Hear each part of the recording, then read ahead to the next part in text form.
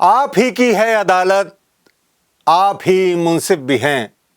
ये तो कहिए आपके ऐबो हुनर देखेगा कौन। ये देश बहुसंख्यक के हिसाब से चलेगा।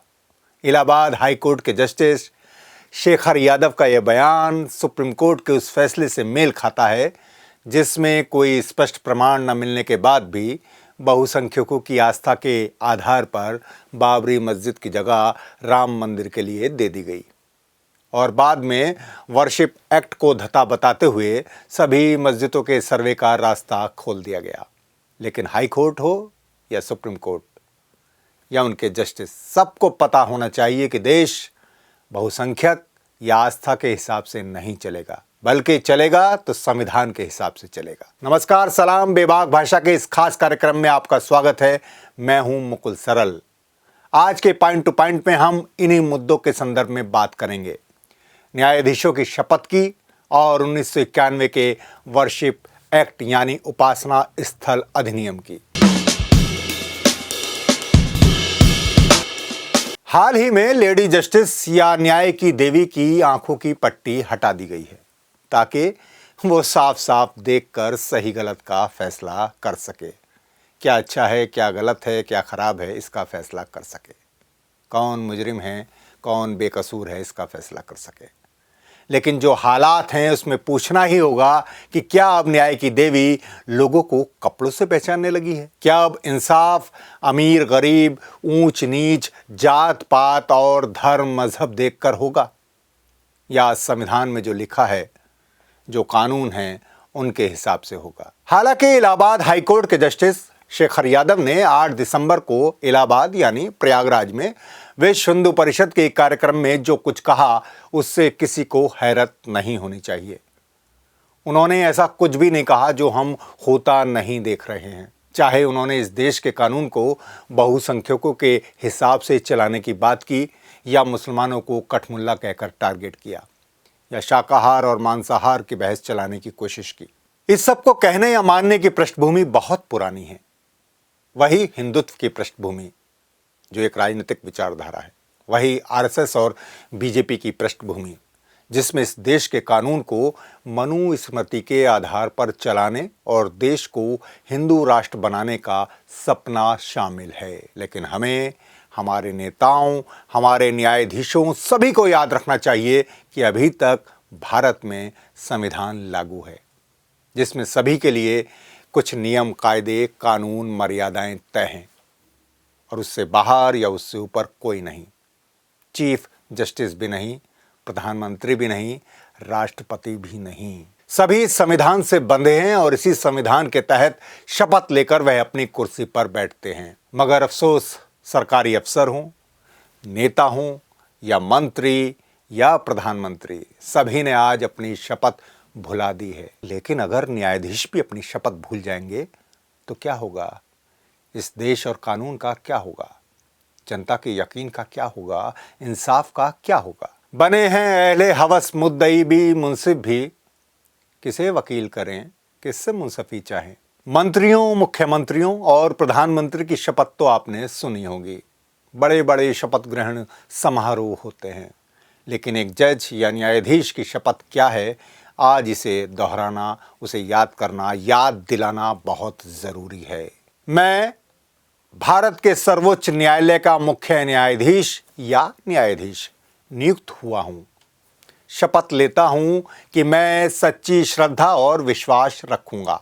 फिर इसे गंभीरता से इसकी पुष्टि की जाती है। मैं विधि द्वारा स्थापित भारत के संविधान के प्रति आस्था और निष्ठा रखता हूं कि मैं भारत की प्रभुता और अखंडता अक्षुण्ण रखूंगा, कि मैं सम्यक रूप से और निष्ठापूर्वक तथा अपनी सर्वोत्तम योग्यता, ज्ञान और विवेक के साथ बिना किसी भय या पक्षपात, अनुराग या द्वेष के अपने पद के कर्तव्यों का पालन करूंगा तथा मैं संविधान और कानूनों की मर्यादा बनाए रखूंगा। यह है शपथ। तो उच्चतम न्यायालय हो या उच्च न्यायालय या कोई और न्यायाधीश, सभी के लिए संविधान के प्रति आस्था और निष्ठा रखना ज़रूरी है और बिना किसी भेदभाव के संविधान और कानूनों की मर्यादाएं बनाए रखने की शर्त है, बाध्यता है। अगर कोई इस शपथ का उल्लंघन करता है तो उससे सवाल पूछना, उसे कटघरे में खड़ा करना जरूरी है। यह न किसी व्यक्ति, न किसी पद, न किसी संस्था की अवमानना है, न कोर्ट और कानून की अवमानना है, बल्कि ये तो उसकी निष्पक्षता और गरिमा बचाए रखने का जरूरी प्रयास है और एक भारत के नागरिक के तौर पर हमें ये प्रयास करना चाहिए। लेकिन फिर भी जस्टिस शेखर यादव अपनी शपथ भूल गए। उन्हें कहां से प्रेरणा मिली? संविधान से तो नहीं। हाँ, जैसे पहले कहा, मनुस्मृति या हिंदुत्व जो कि एक राजनीतिक विचारधारा है, उससे ही उन्हें प्रेरणा मिली होगी, उससे ही उन्होंने प्रेरणा पाई होगी, और यह सही नहीं है। इसलिए ही सुप्रीम कोर्ट ने उनके इस बयान की जांच के आदेश दिए हैं और उन्हें तलब किया है।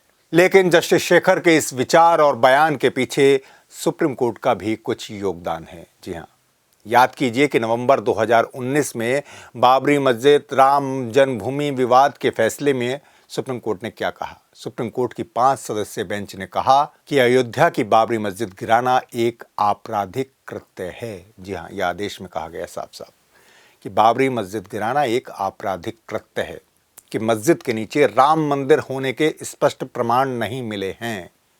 लेकिन फिर भी आस्था के आधार पर, क्योंकि देश के बहुसंख्यक ऐसा मानते हैं कि यहीं राम का जन्म हुआ था, इसलिए जमीन राम मंदिर के लिए दी जाती है। संविधान सम्मत न होने पर भी इस फैसले पर भी लोगों ने सब्र किया। लेकिन इसके बाद 2022 में बनारस यानी वाराणसी की ज्ञानव्यापी मस्जिद के सर्वे की अनुमति देकर हमारे अभी पूर्व हुए CJI DY चंद्रचूड़ जी ने तो पेंडोरा बॉक्स ही खोल दिया। पेंडोरा बॉक्स यानी हिंदी में समझें तो बुराइयों का पिटारा, या फिर कहें कि मधुमक्खी के छत्ते में जैसे ढेला मार दिया, और प्लेस ऑफ वर्शिप एक्ट 1991 को ही बेमानी कर दिया, जो कहता है कि आज़ादी के समय यानी 15 अगस्त 1947 को जिस उपासना स्थल का जो स्टेटस था, चरित्र था, उसे नहीं बदला जा सकता। चंद्रचूड़ जी ने सुनवाई करते हुए वर्शिप एक्ट के बारे में कहा कि यह कानून किसी स्थल के धार्मिक चरित्र का पता लगाने के लिए नहीं रोकता है। और इसके बाद तो पूरे देश में मस्जिद मज़ारों के नीचे मंदिर खोजो अभियान शुरू हो गया और सर्वे के लिए निचली अदालतों में याचिका डाली जाने लगी और जिन्हें धड़ाधड़ स्वीकार भी कर लिया गया। तो यह प्लेस ऑफ वर्शिप एक्ट 1991 क्या है, इसे क्यों बनाया गया, इसकी भी थोड़ी चर्चा करना जरूरी है।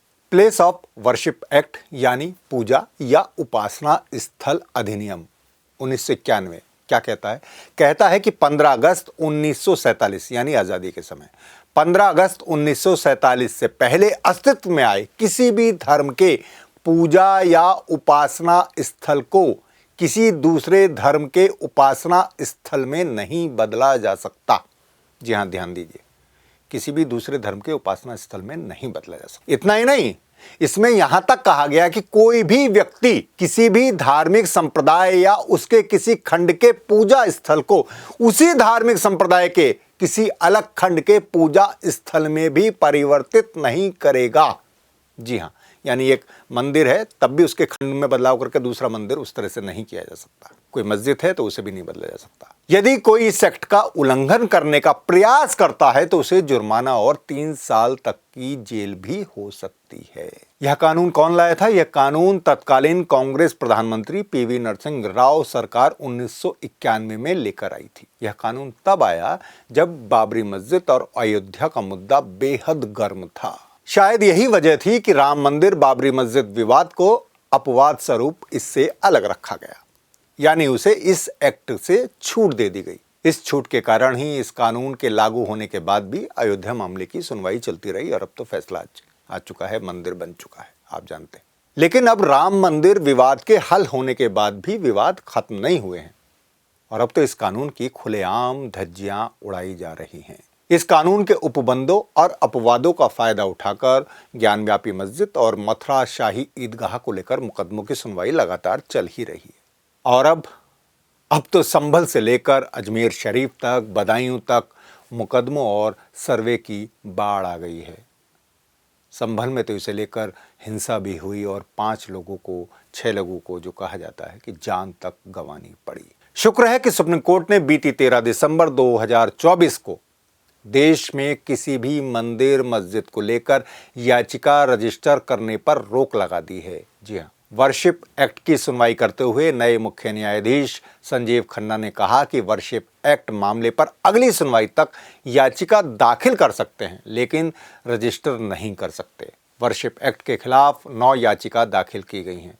पूर्व मुख्य न्यायाधीश DY चंद्रचूड़ से भी प्लेसेस ऑफ वर्शिप एक्ट 1991 और 2022 में दिए गए उनके फैसले को लेकर सवाल किया गया है। अब देखिए क्या फैसला आता है।